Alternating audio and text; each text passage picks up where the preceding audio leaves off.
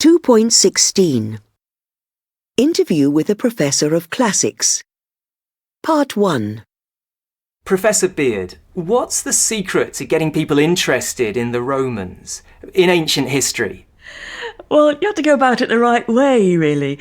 And I think that perhaps starting from rather arcane and difficult bits of literature isn't the right way. But one thing that you see in Britain is one thing that we know is that an awful lot of our culture and our geography and our place names and so on are actually formed by the Romans. You ask somebody, why do you think so many English place names end in Chester or Castor? Manchester, Doncaster. And they'll often say, I don't know. And then you say, that's because that bit Castor is from the Latin for military camp. And every place that ends Castor or Chester once had a Roman fort on it. And I've got a pretty 99% success record with getting people interested after that. Because suddenly it is a question not of these remote people who wrote some literature that you probably suspect would be boring. It's the people who formed the geography of our country and much of Europe. Why is London the capital of Britain? It's because the Romans made it so. What do you think we can learn from Roman history? In political terms, many of the issues and questions and dilemmas that we face now were faced by the Romans, and in many ways we're still thinking about and using their answers. One classic example of that is a famous incident in Roman history in 63 BC, where there's a terrorist plot in the city of Rome to assassinate the political leaders, to torch the city, and to take over. A revolution.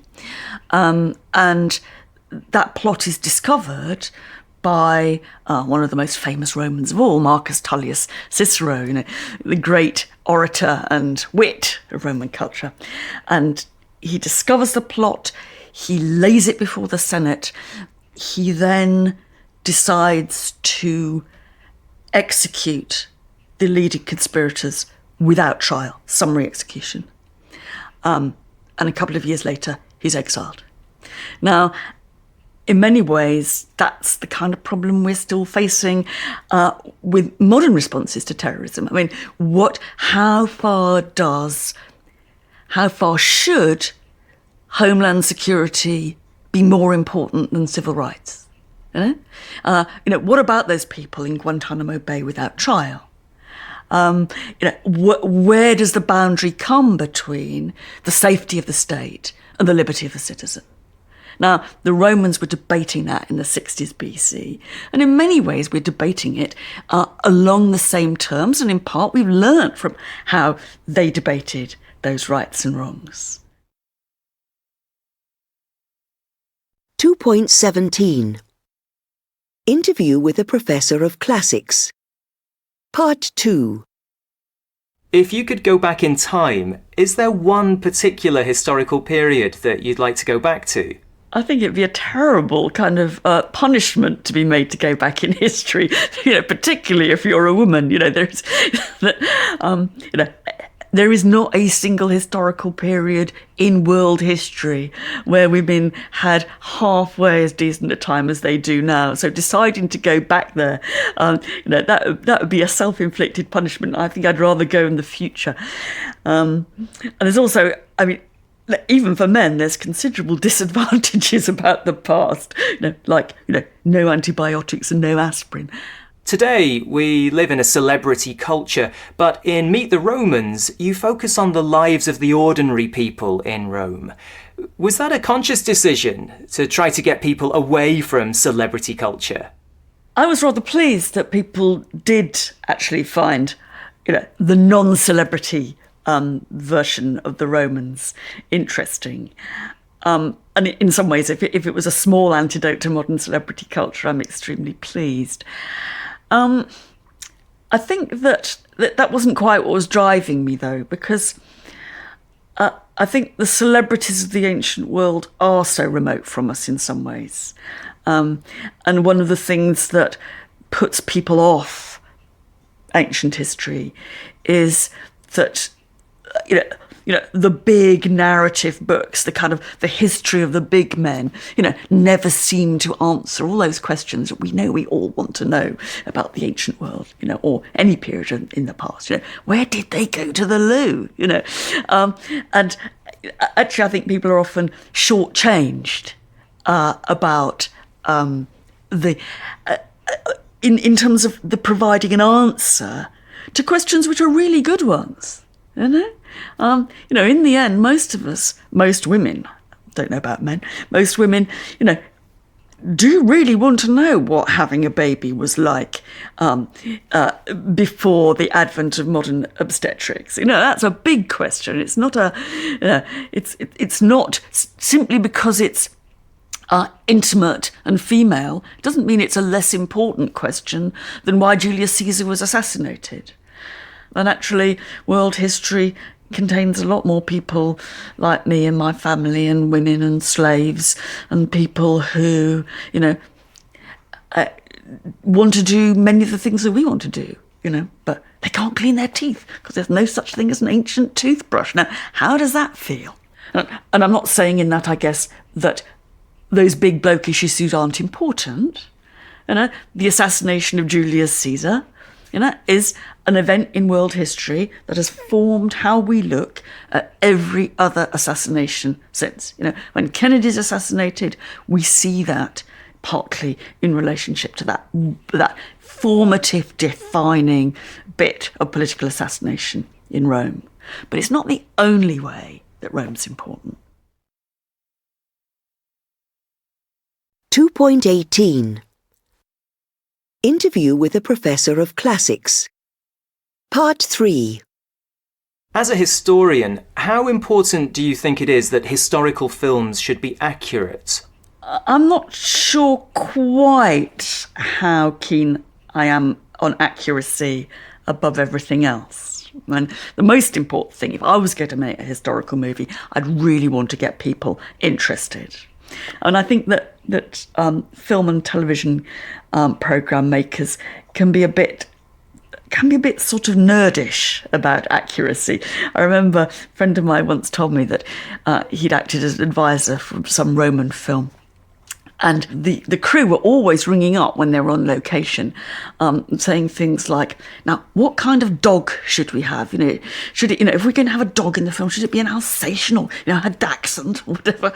And, to start with, he said he'd go to the library and he'd kind of look up and he'd find a breed.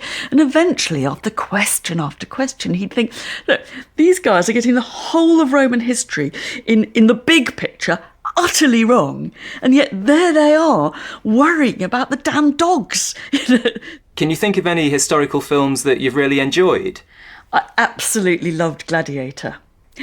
Never mind its horribly schmaltzy plot.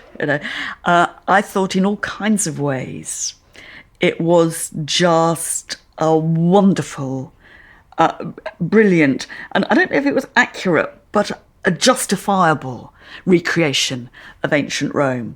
The beginning scenes of Gladiator, which show, Roman combat, just in a sense punctured the kind of slightly sanitized version of, legionaries standing, with all their shields, facing the enemy, all looking ever so kind of neat and tidy. I mean, it was messy and it was bloody and it was horrible, and it was such a different kind of image of Roman combat that I remember we set it in Cambridge as an exam question. How would students judge that kind of representation of Roman warfare? It's very interesting that there seem to be more and more historical films recently, and many have won Oscars. Is that because history has all the best stories? Yes, there's no such good story as a true story, and that's what history's got going for it. Actually, non-fiction in a kind of way is always a better yarn than fiction is, and I think it's I feel very pleased because, and I think for one thing, it gets some of the best stories from history into the popular into popular attention, popular consciousness.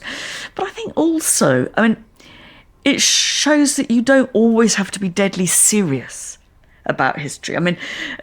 History, like classics, is often treated as something which is good for you, but isn't actually going to be much fun. You'll be improved by knowing about it, but it probably will be a bit tedious in the process. And I think that, showing that history can be larky, it can be funny, it can be surprising, it can be something that you can sit down and have a good 2.5 hours at the cinema enjoying, is really all to the good. 2.19. Interview with a professor of classics. Looking at language. 1. An awful lot of our culture and our geography and our place names and so on are actually formed by the Romans.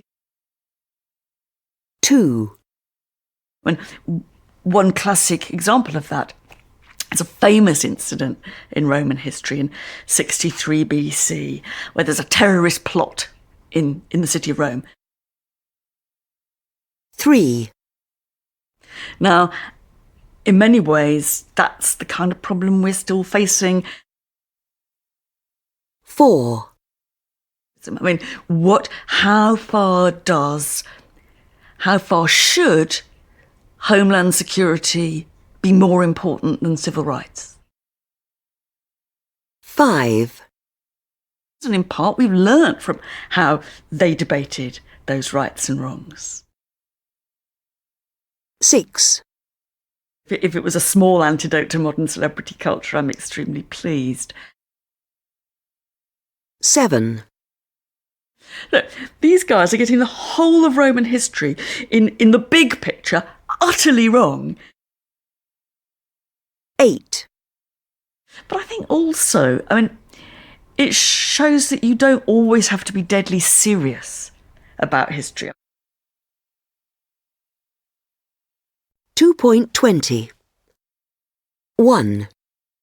Daisy. Is there a period of history that you would like to go back to? I'd really like to go back to Tudor England, 16th century England. Why that period? Well, I'm doing a PhD in the music of that period, and I just think it's such a fascinating time because there was so much change happening in the way people lived their lives, their religion, the way the politics of the country was working. It must have been a really exciting time to live. Is there a person from history that you admire or find especially fascinating? There was a lady called Bess of Hardwick who owned a lot of property in Derbyshire. She was a real social climber. She lived through Henry VIII, Edward VI, Mary I and Elizabeth I, and into a bit of James I as well. So she had a really long life, really exciting life, and she started from absolutely nothing and worked her way right to the top. I think she must have been a really amazing lady to know. 2. Heather. Is there a period of history that you would like to go back to? I think I would have loved to be around in California in the 60s. I think it sounds like it was a really exciting time. I think there was a lot of frightening things happening in Vietnam, but people were excited and excited about the potential, I think, of something new and really exploring their freedom, I guess. Is there a person from history that you admire or find especially fascinating? I think I most admire Nelson Mandela. I'm South African, so he's the first person that comes to mind. I think he was an incredible person and an amazing leader. So, I would have loved to have met him. 3. Harry. Is there a period of history that you'd like to go back to? That's a weird one. I don't know. History was pretty brutal. Life was really quite hard.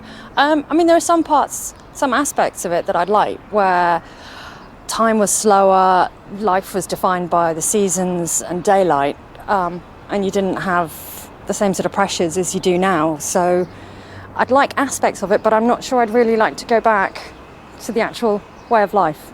Is there a person from history that you admire or find especially fascinating? Probably Queen Elizabeth I, because she managed to be the queen in a society where women weren't expected to have or hold or command any power and respect, and that they were meant to do the bidding of men and their families. And she actually stood up and was a person to be counted. 4. Adam. Is there a period of history that you would like to go back to? Yes, there's a period I'd like to go back to, absolutely. I love ancient Greece. I love ancient Athens, and I think it would be so amazing to spend time there and see what it was like being in the Agora with, Plato and Aristotle and talking, and that entire world would be very, very interesting to me. Is there a person from history that you admire or find especially fascinating? A person from history that I find that I admire. There are a lot of people. I study a lot of ancient history, so I would love to meet Julius Caesar or someone like that who really transformed the entire world with his actions.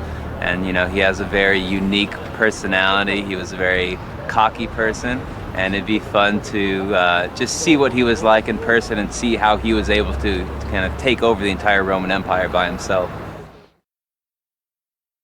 5. Richard. Is there a period of history that you would like to go back to?